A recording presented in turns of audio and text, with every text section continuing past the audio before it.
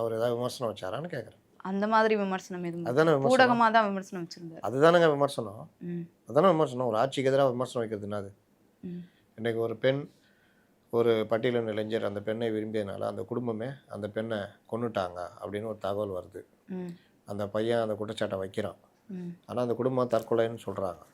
Postmortem police விசாரணையில் கொலையா தற்கொலையான்னு தெரிய வரும்.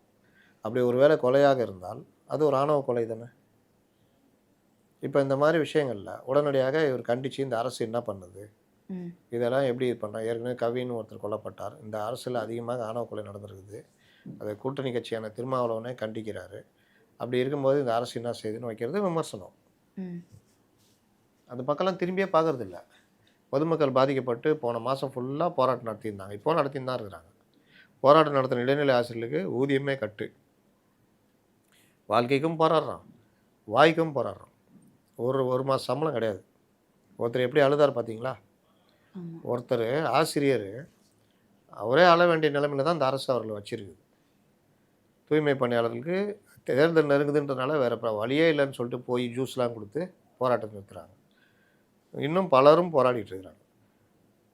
இந்த அரசு அதை பற்றி கவலையே படுறது. புதிய அதாவது பழைய ஓய்வூதியம் கொண்டு வரேன்னு சொல்லி அதுலேயும் உங்கள்கிட்டருந்தே காசு எடுத்து உங்களுக்கே திருப்பி கொடுக்குற மாதிரி அதில் பார்த்தீங்கன்னா ஏகப்பட்ட லாபம் பார்க்குற ஏற்பாடு. அப்போ இந்த மாதிரி பண்ணுற ஒரு அரசை நீங்கள் கூட்டம் நடத்துறீங்கன்னா அதில் நீங்கள் கண்டித்து பேசினா தானே நீங்கள் ஒரு தலைவர். அப்போ தானே அவங்களுக்கு போய் சேரும். 3ஆம் ஆண்டு விழான்னா எனக்கு பதில் சொல்கிறானுங்க தம்பிகள்லாம் கிடையாது.